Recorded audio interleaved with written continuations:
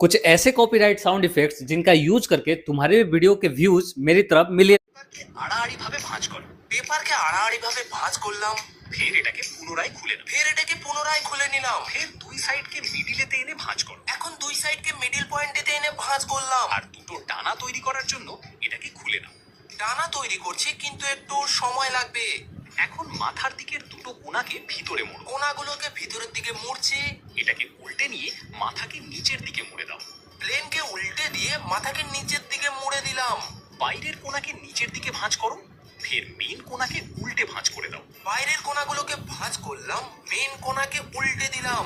এটাকে ফের উল্টে পিককে নিচের দিকে মুড়ে দাও। আবার উল্টে নিয়ে মেইন পয়েন্টকে নিচের দিকে মুড়লাম। হাফ ভাঁজ করো। আচ্ছা, হাফ করলাম। ফের ডানাকে নিচের দিকে ফোল্ড করো। ডানাগুলোকে নিচের দিকে ভাঁজ দিলাম। এবারে পাখনার পিছনের অংশটি বাঁকিয়ে দাও, একদম এরকম।